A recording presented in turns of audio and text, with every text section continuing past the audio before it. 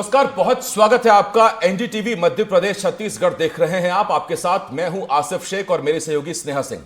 भोपाल के शाहजहानाबाद इलाके में 5 साल की बच्ची के अपहरण, दुष्कर्म और हत्या के दोषी अतुल निहाले को कोर्ट ने मंगलवार को फांसी की सजा सुना दी। वहीं वारदात में उसका साथ देने वाली मां और बहन को भी 2-2 साल कैद की सजा मिली। घटना पिछले साल 24 सितंबर की है, यानी करीब 6 महीने पहले की। बच्ची का अपहरण कर युवक ने उसके साथ दुष्कर्म किया और उसकी हत्या कर दी। दरअसल आरोपी ने दुष्कर्म और बच्ची की हत्या के बाद शव को पानी की टंकी में फेंक दिया था। ऊपर से कपड़े और जूते चप्पल डाल दिए गए। खैर, समझना यह होगा कि अगर पुलिस और अदालत चाह ले तो कोई भी कितना भी बड़ा अपराधी हो वो पकड़ा ही जाएगा, और हुआ भी यही। अब सोचिए, अगर ऐसी ही सजा होती रही, भेड़ियों का तभी खात्मा होगा। सितंबर 2024 में बच्ची से रेप और हत्या, मार्च 2025 में फांसी की सजा। चौराहे पर सजा हो यह जरूरी नहीं, तारीख पर तारीख तो बिल्कुल नहीं। अदालत में अगर ऐसे ही सुनवाई होती रहे तो फिर शहर से भेड़ियों की विदाई तो तय है।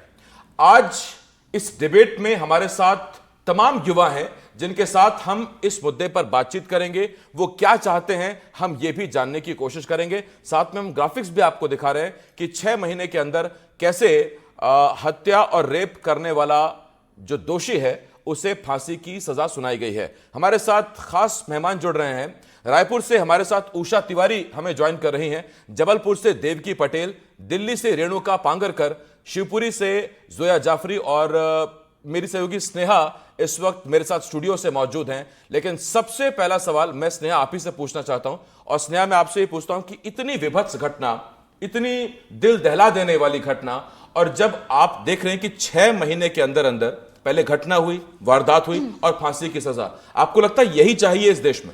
बिल्कुल बिल्कुल यही चाहिए। ये मतलब जब सितंबर के महीने में जब ये घटना हुई थी तब हमारे लिए ये हम देखकर शॉक्ड हो गए। हम न्यूज़ रूम में मौजूद थे और ये जब घटना हुई तो हम देख रहे कि आखिर एक छोटी सी बच्ची के साथ ये क्या क्या हो रहा है। वो बच्ची जिसको इस बारे में कुछ पता भी नहीं है, उसके साथ ये सारी घटनाएं हो रही है। तो इसके लिए ये सज़ा बहुत ही अच्छा सज़ा है और हम लोग सोचते हैं कि आगे भी इसी सज़ा को कायम रखा जाएगा। 5 साल की मासूम बच्ची, उसके साथ रेप हुआ, फिर पड़ोसी ने हत्या कर दी और उसके बाद वही पड़ोसी परिवारजनों के साथ मिलकर बच्ची को ढूंढने का नाटक करता रहा। और हमारे साथ अब 3 खास मेहमान और भी जुड़ रहे हैं। रेणुका पांगरकर दिल्ली से हैं हमारे साथ, जरा उनसे बातचीत करते हैं। रेणुका, आप भी एक लड़की हैं, एक बेटी हैं, और इस देश में बेटी बची रहे, बेटी पढ़े लिखे, मां बाप का नाम रोशन करे और ऐसे दरिंदों से बच के रहे। आपको लगता है कि यह सजा एक मिसाल है, जितनी फास्ट ट्रैक चीजें चली और जितना तेज ये फैसला आया है? देखिए, 6 महीने में अगर किसी को सजा हो रही है फांसी की, वो भी, तो ये काफी जो कोर्ट है या फिर पुलिस का जो भी एक्शन उन्होंने लिया है, ये बहुत ही तारीफ के लायक है। लेकिन एक सवाल अभी भी यहाँ ये खड़ा होता है सर, कि फांसी कितने दिनों में मिलेगी? क्योंकि निर्भया के वक्त भी फांसी की सजा सुनाई गई थी, लेकिन उसके 5 साल बाद, 6 साल बाद उनको फांसी लगाई गई थी। मतलब इस दरिंदे के पास अभी भी है, 4-5 साल है।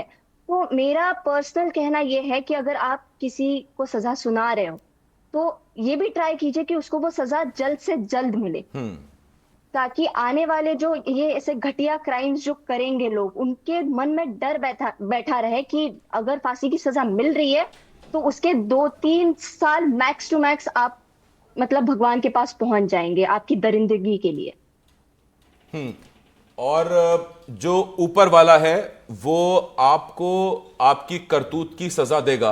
रेणुका, मैं लौट रहा हूं आपके पास, और जिस घटना का आपने जिक्र किया रेणुका, दिल्ली की निर्भया कांड का, राम सिंह और बाकी जितने दोषी थे उन सबको बाद में उनकी सजा मिली, लेकिन जो एग्जीक्यूशन की बात आप कर रहे हैं रेणुका, ये बहुत अहम है। उषा तिवारी रायपुर से इस वक्त हमारे साथ है। उषा, मेरा आपसे एक सवाल यही है जो रेणुका ने सवाल पूछ लिया। अंग्रेजी की एक बड़ी मशहूर कहावत है, justice delayed is justice denied, यानी अगर इंसाफ देरी से मिलता है तो फिर वो इंसाफ नहीं माना जाएगा। आपको लगता है कि एग्जीक्यूशन में जब तक तेजी नहीं आएगी तब तक फिर बेटियों का इंसाफ अधूरा रहेगा?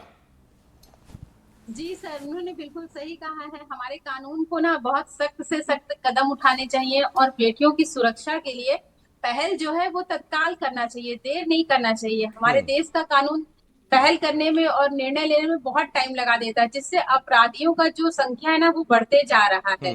तो ऐसा कानून लाए कि तत्काल फैसला दे, ताकि ये जो जुर्म है इस पे रुकावट तुरंत की जाए, जी रोक लगाया जा सके। जी उषा, देवकी जबलपुर से हमारे साथ हैं। देवकी, आप तो उस शहर से आती हैं जिसे मध्य प्रदेश की न्यायधानी कहा जाता है, हाईकोर्ट है आपके यहाँ। आप जिस शहर से आती हैं, हजारों केसेस आते होंगे हाईकोर्ट में इस तरह के, लेकिन आपको लगता है कि जब सजा मिलने में देरी होती है तो अपराधियों के हौसले बुलंद होते हैं कि कर लेंगे वकील, देख लेंगे, कहां इतनी जल्दी सजा मिल रही है? ये जो एक जो मनोस्थिति है, शायद ये उन्हें क्राइम करने से बचाती नहीं है, बल्कि उनको बढ़ाती, उनके हौसले बढ़ाती है। से आती हूँ और मध्य प्रदेश में सबसे बड़ा हाईकोर्ट है।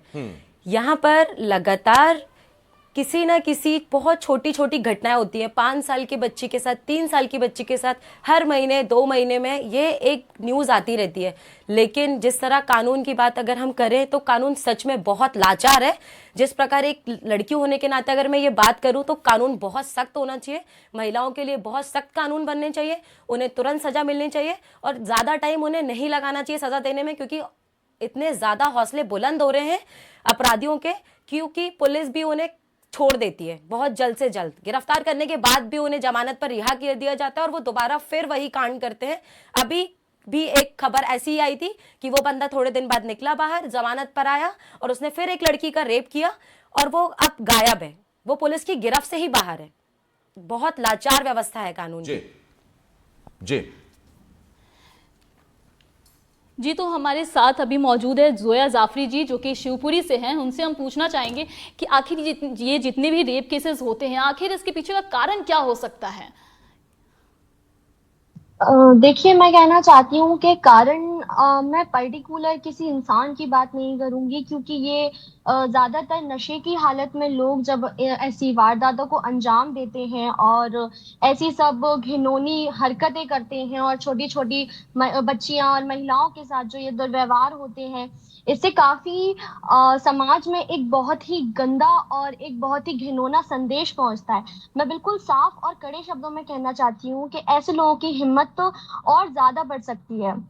कैसे लोग इस तरह की वारदातों को अंजाम दे देते हैं। और हमारा कानून सख्त है, हमारा जस्टिस जो है वो अगर ठीक ढंग से काम कर रहा है, हमारी न्यायपालिका बहुत मजबूती के साथ हमारे बीच में काम कर रही है, तो कैसे अपराधी इस तरह के वारदात अंजाम दे सकते हैं? मुझे लगता है कि जस्टिस अगर 6 महीने में मिला है भोपाल में, तो ये एक बहुत ही बड़ी हमारे लिए समाज में एक बहुत अच्छी जीत है और हमारे समाज को इससे और भी ज्यादा सीख लेने की जरूरत है। जितनी जल्दी जस्टिस मिलेगा अपराधियों में उतना ही ज्यादा डर का माहौल और उतनी ही ज्यादा हम लोग कामयाब होंगे। और जैसा कि 6 महीने में भोपाल में हमें जस्टिस मिला, तो जितनी जल्दी जस्टिस मिलेगा उतनी ही जल्दी जो भी घिनौने काम करने वाले जो अपराधी हैं उनके अंदर भी भय का माहौल बनेगा। और हमारी जो न्यायपालिका है, जिन्होंने इतनी सही ढंग से कार्य किया, तो मैं न्यायपालिका को बहुत सलाम करती हूँ। देखिए, उसीलिए हमने कहा, जब हमने इस डिबेट की शुरुआत की तो हमने कहा कि अगर पुलिस चाहे, जांच एजेंसियां चाहें, तो वो बहुत स्पीडी चीज़ें कर सकती, जल्दी चालान पेश कर सकती हैं, केस डायरी पेश कर सकती हैं और उसके बाद वो कोर्ट में ये साबित कर देंगी कि इन्होंने रेप किया था। आज तकनीक का ये दौर है, डीएनए टेस्ट, बाकी सब बहुत सी चीज़ें होती हैं जो एक रेप को साबित करने के लिए चाहिए होती हैं। रेणुका हमारे साथ हैं। रेणुका, देखिए, हमारे देश की जो कानून व्यवस्था है उसमें हर किसी के लिए इंसाफ बहुत अहम है, हर किसी के लिए इंसाफ सर्वोपरि है। साथ में एक बात और भी कही जाती है कि भले ही 100 गुनहगार छूट जाएं, लेकिन एक बेगुनाह को सजा नहीं मिलनी चाहिए। पहले सेशंस कोर्ट या इस तरह की फास्ट ट्रैक कोर्ट्स, फिर हाई कोर्ट, फिर सुप्रीम कोर्ट, उसके बाद राष्ट्रपति के पास दया याचिका की भी एक ऑप्शन रहता है। आपको लगता है यही जो चीजें हैं ये शायद उस पीड़िता के लिए, पीड़ित के परिवार के लिए एक जंजाल बन जाती हैं, इंतजार बन जाती हैं, जो जल्द इंसाफ चाहते हैं अपनी बेटी के लिए? ऑफ कोर्स, आपके सामने दिख रहा है कि इस अपराधी ने अपराध किया है, इसने दरिंदगी की है, और फिर भी आप उसको इतने सारे मौके दे रहे हो खुद को बेगुनाह साबित करने के। आप वो पीड़ित के परिवार के बारे में सोचिए, उन पर क्या गुजरती होगी। 6 महीने का टाइम हमारे लिए कम है, लेकिन अगर हम उस बच्ची के परिवार का सोचे तो उनके लिए ये 6 महीने कितने बुरे सपने की तरह होंगे। उनको पता ही नहीं, उनको क्लू ही नहीं कि आखिर हमारी बच्ची के साथ हुआ क्या। हम्म। तो ये जो एक एक एक एक स्टेप्स है, जो एक कोट है जो आपने मेंशन किया कि 100 गुनहगार छूटे लेकिन एक बेगुनाह को सजा नहीं मिलनी चाहिए, यही कहीं ना कहीं अपराधियों को एक स्पार्क देती है अपराध करने का, कि नहीं चलो ठीक है आगे देख लेंगे हम लोग, जो होगा वो होगा। तो ये कहीं ना कहीं गलत है अकॉर्डिंग टू मी। ठीक। उषा तिवारी रायपुर से हमारे साथ है। उषा, एक सवाल और भी उठता है और वो ये कि पॉक्सो लाया गया और पॉक्सो में बहुत सख्त सजाएं और बहुत सख्ती की गई, बावजूद उसके इस तरह के मामले थम नहीं रहे हैं। युवतियों से जो रेप होते हैं वो तो हैं ही और वो तो हो ही रहे हैं, उनमें कोई संख्या में कमी भी नहीं आ रही। लेकिन जब ये बच्चियों के बारे में जब इस तरह की चीजें आती हैं तो वो दिल को और ज्यादा झकझोर देता है, क्योंकि शारीरिक तौर पर वो बहुत कमजोर होती हैं, मानसिक तौर पर कमजोर होती है और उन्हें इस दुनिया की कोई समझ होती नहीं है उस बारे में। कम से कम एक युवती जाकर रिपोर्ट तो करा सकती है, उसको पता है उसके साथ क्या हुआ है। बच्चियों को ये भी उन्हें उस वक्त जानकारी नहीं होती। इतनी सजाएं सख्त होने के बावजूद, पॉक्सो लाने के बावजूद, इतना सख्ती होने के बावजूद, अगर दोषी रुक नहीं रहे हैं तो फिर अब और क्या होना चाहिए? रायपुर की बेटी क्या चाहती है या जबलपुर की बेटी क्या चाहती है?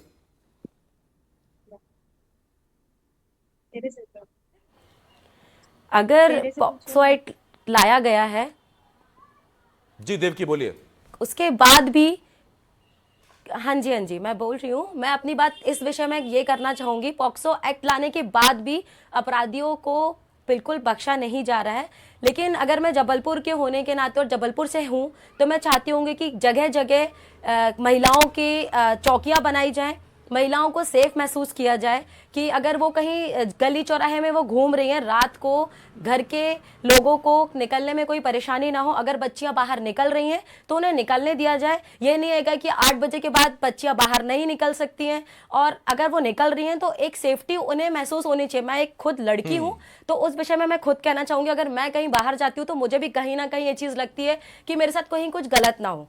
जगह जगह अगर पुलिस चौकियां बनाई जाएंगी, जगह जगह अगर फोन कॉल, रही बात फोन कॉल वाली की, फोन कॉल फटाफट उठ जाने चाहिए, पुलिस वाले फटाफट फोन कॉल उठाएं। अगर कुछ हो रहा है तो जल्दी से जल्दी कार्रवाई होनी चाहिए। लड़कियों को जगह जगह सेफ महसूस होना चाहिए। मैं यही बात करना चाहूंगी इस विषय में। जी, देवकी पटेल की बात आपने सुनी, रेणुका की बात आपने सुनी। उषा तिवारी हमारे साथ रायपुर से हैं। उषा, मैं आपसे अगर ये पूछूं कि क्या आप राजधानी में रह के खुद को सेफ महसूस करती हैं तो आप क्या कहेंगे? सर मैं ये कहूंगी कि राजधानी है ये रायपुर, तो यहाँ पुलिस को चौकन्ना रहना चाहिए ताकि वो महिलाएं, बेटी, माँ जो भी हमारी हैं, उनकी सुरक्षा की जिम्मेदारी रायपुर पुलिस और हमारी रायपुर की गवर्नमेंट की है। तो ऐसी कड़ी सी कड़ी व्यवस्था लाए कि जो ये गिरा हुआ हरकत करते हैं, गिरी हुई ये सोच रखते हैं, लड़कियों को परेशान करते हैं, तो इस सोच को भी वो अपने दिमाग में ना लाए। ऐसा कड़ा से कड़ा कानून हमारी सरकार को रायपुर में लाना चाहिए। लड़कियां बेधड़क होकर स्कूल जाए, कॉलेज जाए, अपनी पढ़ाई करें, जो उन्हें करना है, उनकी आजादी उनसे छीनी ना जाए इस डर से कि वो घर से बाहर निकलेंगी तो क्या पता वो सुरक्षित है कि नहीं है, अपने घर आएंगी तो वो सेफ आ रही हैं कि नहीं आ रही हैं। कई लड़कियां तो सहम जाती हैं कि हम जाएंगे तो हम सुरक्षित रह पाएंगे कि नहीं रह पाएंगे। आजकल कॉलेज, स्कूल जाते समय माँ बाप अपनी बच्चियों के बारे में बहुत सोचते हैं। कई माँ बाप तो इस सोच से उन्हें आगे पढ़ने भी नहीं दे रहे हैं।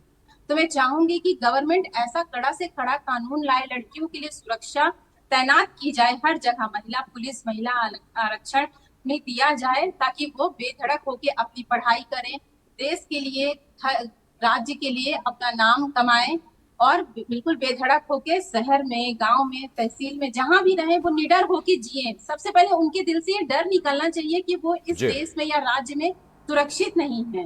कानून को कुछ कड़े निर्णय लेने पड़ेंगे ताकि वो अपनी सुरक्षा महसूस कर सके। उषा, ये जो आपने बात कही है, मैं अपना एक पर्सनल एक्सपीरियंस शेयर करना चाहता हूँ। फिर अगला सवाल मैं जोया जाफरी से उसी से जुड़ा हुआ पूछना चाहता हूँ। मेरी एक रिश्तेदार थी, उस लड़की को ग्रेजुएशन में ना देखकर, या वो ग्रेजुएशन में नहीं गई, उसने 12th के बाद पढ़ाई छोड़ दी।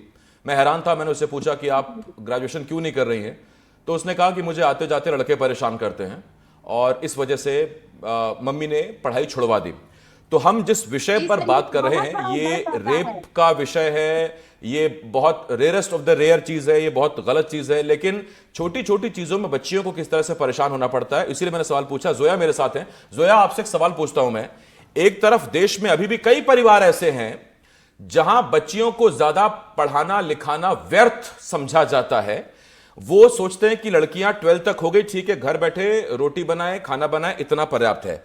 और अगर कोई परिवार हिम्मत कर भी रहा है, लड़की हिम्मत कर भी रही है, और उसे इस तरह से छेड़ा, रोका या परेशान किया जाता है और उसकी वजह से उसकी पढ़ाई छूटती है, तो क्या ये 2025 में आप इसे देखती हैं, या आपको लगता है कि 2025 आ गया हो, 21वीं सदी में हम जी रहे हो, लेकिन आज भी हम हैं 100 साल पीछे?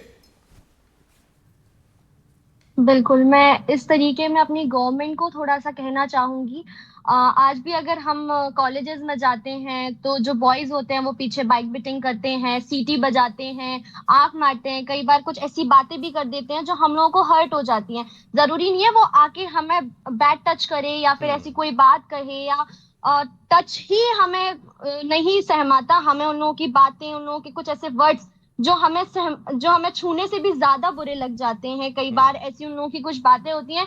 तो मैं चाहती हूँ गवर्नमेंट, जैसा कि अभी कहा, गवर्नमेंट को इतना सख्त होना चाहिए, इतना सख्त, जैसे अब्रॉड में लड़की 3 बजे भी उठ के बाहर जाने के लिए नहीं सोचती, लेकिन अगर यहाँ पे दिन के रात में 8 भी बज रहे हैं तो हम लोगों को सोचना पड़ता है कि हम बाहर जाएं या ना जाएं। कैसे तैसे अपना दिल भी मजबूत करते हैं तो माँ बाप कहते हैं नहीं बेटा तू यहाँ से सेफ जाएगी तो, लेकिन तू घर सेफ आएगी या नहीं आएगी, कौन है इस बात का जिम्मेदार?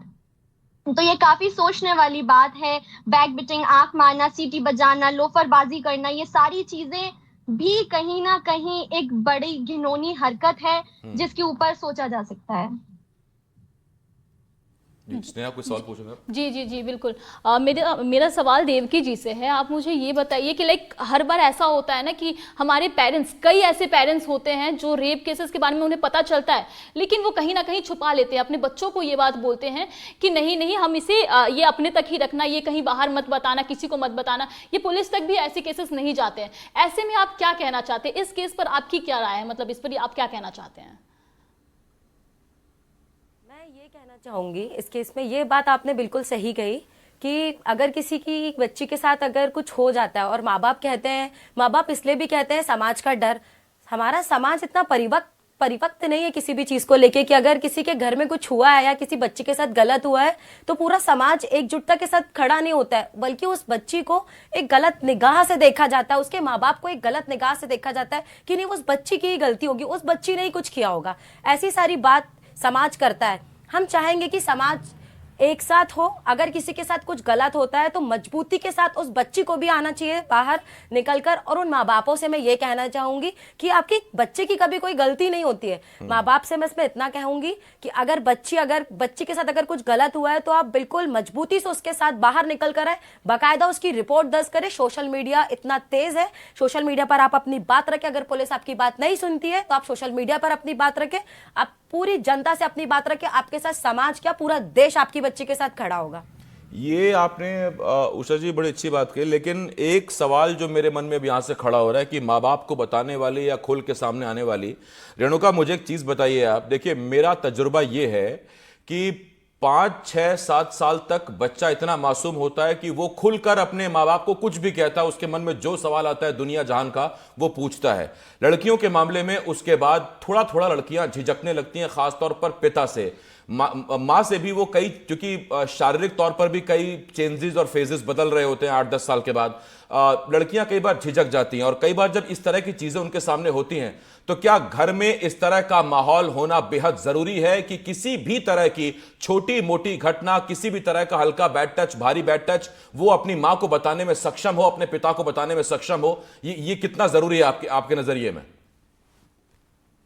सर बिल्कुल, ये जो चीज आपने बोली ना वो बहुत ज्यादा जरूरी है, क्योंकि पर्सनली मेरे घर में ऐसा माहौल है कि अगर मुझे कोई गंदी नजर से देखे भी तो मैं अपने वो मम्मी को जाके बताऊंगी कि मम्मी ऐसे ऐसे हुआ, फिर मेरा भाई उस पर एक्शन लेगा।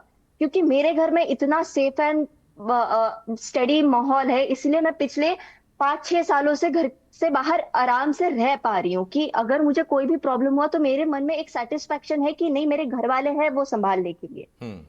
इसलिए मैं निडर होके, मुंबई हो दिल्ली हो, मैं रह पा रही हूँ। और इस सब में स्पेशली महिलाओं या फिर अपनी मम्मी बहन जो भी है उनका सपोर्ट होना बहुत ज्यादा जरूरी है, कि जब तक, क्योंकि ग्राउंड लेवल पे बच्चा अपनी मम्मी को सब मतलब बच्ची अपनी मम्मी को जाके सब कुछ बातें पहले बताएगी, rather then choosing a father she'll choose a mother, क्योंकि वो उनसे ज्यादा कंफर्टेबल होती है इन मामलों में। तो एक माँ का सबसे बड़ा रोल प्ले होता है ऐसे मामलों में कि वो अपनी बेटी को समझे कि उसकी बेटी अगर बाहर निकल रही है तो वो क्या क्या चैलेंजेस डेली लाइफ में फेस कर रही है। रेणुका ने बहुत सही कहा कि हाँ, माँ को समझाना चाहिए। एक कहावत है ना कि charity begins at home only. तो सबसे पहले जो माँ है, माँ बाप है, उन्हें समझाना चाहिए कि आखिर क्या गलत है क्या सही है, और बच्चों के साथ हमेशा रहना चाहिए। उससे पहले जिम्मेदारी माँ बाप की है कि क्या उन्होंने घर में ऐसा माहौल कर रखा है कि बच्चा खुलकर किसी भी तरह की बात उनसे बता सके। और जब आपने इस कहावत का जिक्र किया है तो स्नेहा, मैं आपसे एक चीज और पूछना चाहता हूँ।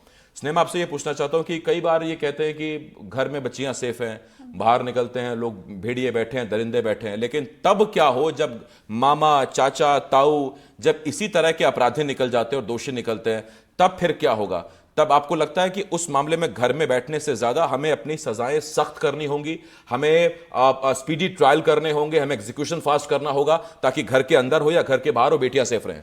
बिल्कुल बिल्कुल। और इसके लिए सबसे ज़रूरी चीज वो होती है कि बच्चे को अपने माँ के साथ बहुत ज़्यादा, माँ बाप के साथ बहुत ज़्यादा ये बॉन्डिंग अच्छा होना चाहिए। और हाँ, माँ बाप को भी इस चीज़ को लेकर के ये क्लैरिटी होना चाहिए कि हाँ, जो बच्चा बोल रहा है वो सही बोल रहा है और उस पर एक्शन लेना चाहिए। और जहां तक रही कानून व्यवस्था के बारे में और प्रशासन के बारे में, तो कई सारे कानून बनाए गए हैं, लेकिन उसका इस्तेमाल बहुत ही देरी से किया जा रहा है।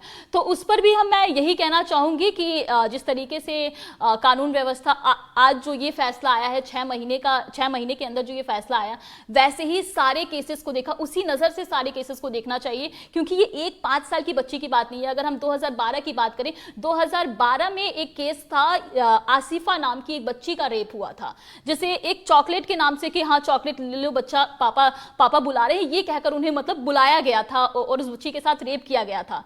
तो वो केस अब तक शायद धरा का धरा ही रह गया है। तो इस पर भी सारे केसेस पर ये कानून को और प्रशासन को जल्द से जल्द कार्रवाई करनी चाहिए। ठीक, स्नेहा, मैं लौट रहा हूं आपके पास। देवकी हमारे साथ है। देवकी, इस मामले में भी आज हम डिबेट कर रहे हैं। आज देखिए, उस बच्ची के लिए मन में बड़ा दुख है, दिल बड़ा भारी है, लेकिन खुशी इस बात की है कि उसके अपराधी को, उसके दोषी को फांसी की सजा का ऐलान हुआ है। मैं देवकी आपसे पूछना ये चाहता हूं, आपको लगता है कि इसके बाद से चीजें कुछ बदलेंगी, बदलाव होगा, या फिर वही चीजें होंगी आज से कुछ महीने बाद या कुछ साल बाद हम फिर ऐसे बैठे होंगे किसी नए केस को लेकर, यही चर्चाएं चल रही होंगी? क्योंकि देश में आज तक तो यही होता आया है। बिल्कुल बिल्कुल, आपने एकदम सही कहा कि हमेशा देश में यही होता आया है।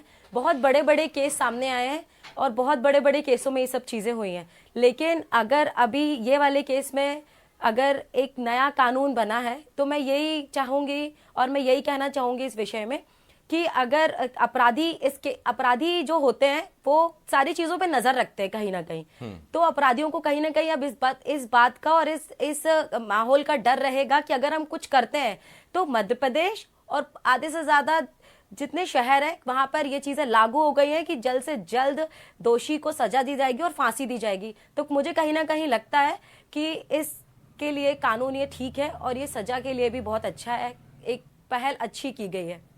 ठीक, जोया, आपसे मेरा एक सवाल है। जोया, फर्ज कीजिए कि मेरे घर के गेट में इतनी जगह है कि उसमें से सांप घुस जाए, तो मैं लाठी लेकर दिन रात तैयार रहूं, सांप घुसेगा तो मार दूंगा, या मैं अपने उस गेट के छेद को ही बंद कर दूं जिससे वो सांप घुस ना पाए? ये मैंने आपसे इसलिए पूछा है कि कई केसेस में हमने देखा कि नशे की हालत में था अपराधी, यानी नशे में वो आपा खो बैठा, और नशा ऐसी चीज है कि अच्छे खासे इंसान को अपराधी बना दे। इस देश में शराब बिकती है और लीगली बिकती है और उसका टैक्स सरकार को जाता है। हम टैक्स लेने को तो राजी हैं, लेकिन हम शराब बंद करने को राजी नहीं हैं, हम नशीले पदार्थ बंद करने को राजी नहीं हैं। और उसके बाद हम कहते हैं कि सख्त सजा देंगे ऐसे काम करने वालों को। ऐसे काम करने वालों के लिए एक उसको शराब की पावर देने की आवश्यकता क्या है? बंद क्यों नहीं करते हम? आपने जैसा कहा कि लाठी लेके बैठना, इससे अच्छा उस बिल को ही बंद कर दिया जाए। जब नशा ही नहीं रहेगा तो आदमी बहकेगा ही नहीं, जब बहकेगा ही नहीं तो जुर्म होगा ही नहीं। और सिर्फ रेप क्या, चोरी चकारी मार धार मर्डर्स, बहुत से ऐसे केसेस हैं जो शराब की हालत में ही किए जाते हैं। हम शुबरी की ही बात करते हैं, हमारे शुबरी में आज के समय में स्मैकची इतने ज्यादा बढ़ गए कि उन्हें अगर हम कैमरे लगाते हैं कि चोरी ना हो, और चोर कैमरे ही चोरी करके ले जाते हैं। क्यों? क्योंकि उन्हें नशा चाहिए। नशा यहाँ एक बहुत बड़ा मुद्दा नशा बहुत है, बड़ी एक वजह है इस तरह की घटनाओं का जो हमने जिक्र किया, लेकिन कहीं ना कहीं सरकारों को इस बारे में सोचना होगा। मेरे पास वक्त खत्म हो गया। मैं बहुत धन्यवाद करता हूं आपका, रेणुका, उषा, जोया, देवकी, स्नेहा, आपका भी बहुत बहुत शुक्रिया। और बात बड़ी सीधी से है कि देखिए, कहीं तो आगे बढ़ना होगा, कुछ कदम तो आगे बढ़ाने होंगे। मौजूदा व्यवस्था में आप अपनी बच्चियों को बचा नहीं पाएंगे, बेटियों की रक्षा कर नहीं पाएंगे। ऐसे दरिंदों को फांसी की सजा न केवल सुनाई जाए बल्कि दी जानी भी बहुत जरूरी है, तब जाकर कहीं इस तरह के मामले थमेंगे। वरना इसी तरह की डिबेट करते रहेंगे, यही घटनाएं सामने आती रहेंगी, कुछ बदलाव होने वाला है नहीं। एक छोटे से ब्रेक के लिए मैं रुकना होगा। बहुत धन्यवाद आप सभी का हमारे साथ जुड़ने के लिए। बहुत छोटा सा ब्रेक, जल्द लौट रहा है।